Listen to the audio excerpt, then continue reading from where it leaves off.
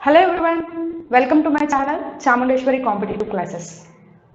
If you are a competitive exam aspirant, then this video will help you. In this video, we are discussing the concept of RBI. Already we discussed how RBI was evaluated in the previous session. So in that session, we discussed about RBI Committee, RBI Act, RBI Establishment and Nationalization, etc. So to understand the session, I will provide the link in description box.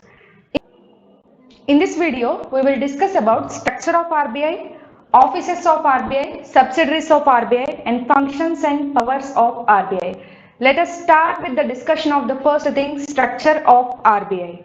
So, structure of RBI includes board of directors, which are also called as board members. Okay, so here comes the members of RBI. How many members are there? 21 members. In that 21 members, 5 members of RBI are considered as the official members and 16 members of RBI are considered as unofficial members. These 5 members includes one person, which is RBI governor, and 4 persons as the deputy governors. So who is the present RBI governor is Shakti Kanta Das. Who is the present RBI governor? Shakti Kanta Das. He is the 25th governor of RBI. He is the 25th governor of RBI. Next, coming to the deputy governors. How many deputy governors are there? 4 deputy governors. Who are there? M.K. Jain, M.D. Patra, Rajeshwar Rao and Ravi Shankar. Okay, so M.K. Jain, Mahesh Kumar Jain, Michael D. Patra, Rajeshwar Rao and Ravi Shankar are considered as the deputy governors of RBI, and Ravi Shankar is the person who is newly appointed. So we need to remember it most importantly. There might be chances to ask this question in the examination. Next, coming to the unofficial members of RBI. How many unofficial members? 16 members. In that, 4 persons are appointed by the zonal offices, nothing but the zonal offices heads. Where are the zonal offices of RBI are presented? 4 places: Western, Northern, Southern and Eastern zone. What are they? Delhi, Mumbai, Kolkata and Chennai.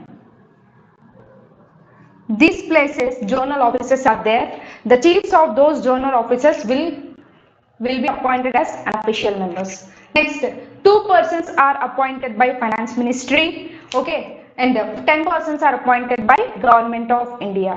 So, there might be chances to ask who is Finance Minister. We already know that question. Answer is Nirmala Sitharaman. And Finance Secretary question is also asking who is Finance Secretary. T.V. Somanathan is the Finance Secretary of India. Okay, now let us discuss about the offices of RBI. How many offices are presented? There are 31 offices of RBI are there. 27 are regional offices and 4 are sub-regional offices. So the total number of offices of RBI are 31. Next question. There is a chances to ask about the logo question. This logo was prepared by East Indian Company, means approved by East India Company, okay, before independence. So this logo consisted with Bengal tiger and palm tree. Bengal tiger and palm tree. So at the time of making of this logo, they thought of lion, but that lion was replaced by Bengal tiger. Okay. Next, let us discuss about the functions of RBI. What are the functions of RBI? First one, monetary policy. By issuing of monetary policies, RBI will regulate the flow of credit in the economy. Means here RBI is a regulator to flow of credit in the economy, which means maintaining the value of Indian rupee as well as stability in the prices by controlling inflation. All these components will be managed by issuance of monetary policies and by controlling measures of RBI. Next comes to managers of foreign exchange. Foreign exchange means what?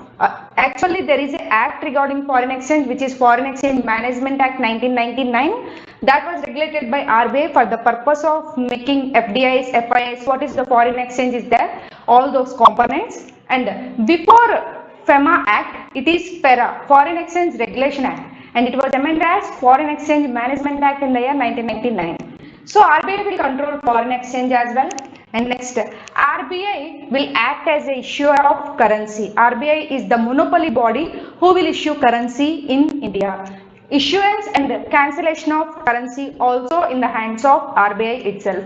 Okay, next, payment and settlement system control and regulation means regulating the payment and settlement system, making people trust banks. Okay, so all these things will be happen by the assurance given by RBI.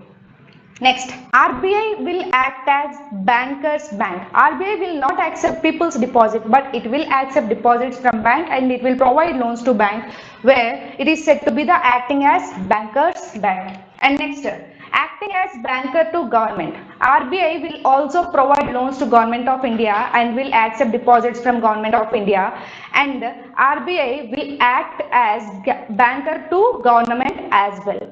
Okay. So now in this video let us discuss about issuer of currency, and in the next video we will discuss about rest points including monetary policies. Okay.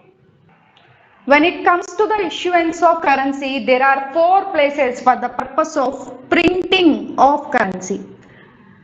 There are 2 components, one thing is printing, another thing is minting. So printing means nothing but notes, minting is nothing but coins. Coins will be minted and currency will be printed. Okay, so for the purpose of printing of currency, there are 4 places: Mysore, Salboni, Nashik and Dewas. In these 4 places, 2 places are owned by Reserve Bank of India, and controlled by the fully owned subsidiary of RBI. What was that? BRB NMPL, Bharatiya Reserve Bank Note Mudran Private Limited. It will control the issuance, printing of currency in these 2 places owned by RBI, which is Mysore and Salboni.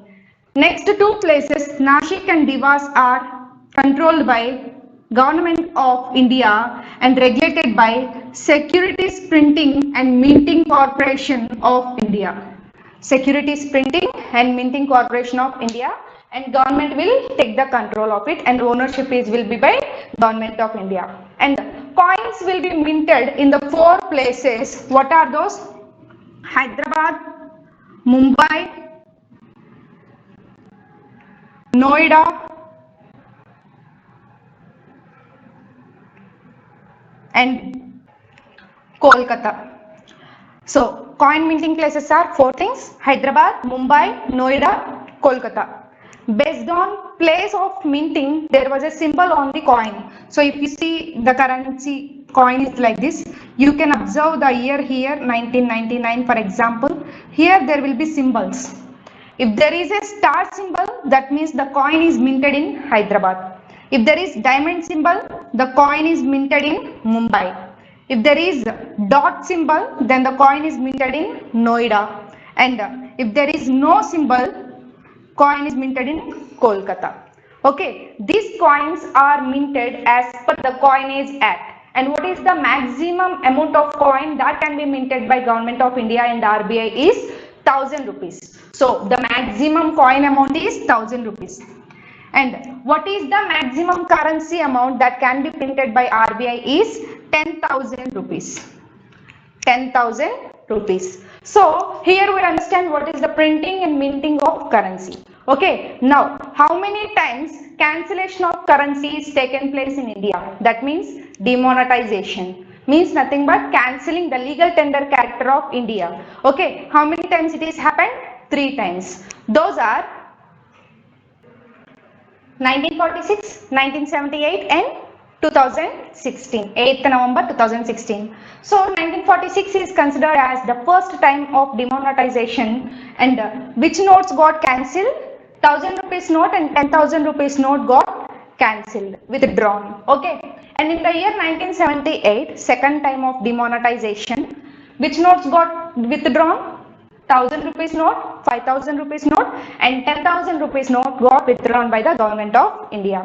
Okay, and in the year 2016, 500 note and 1000 rupees note got withdrawn. Okay, so these are the cancellation of currency taken place in India. That means demonetization. How many times it occurred? 3 times: 1946, 1978 and 2016. I already explained about the newly issued Mahatma Gandhi series of banknotes in the previous video. I'll provide the link in description, so please visit that for the purpose of understanding.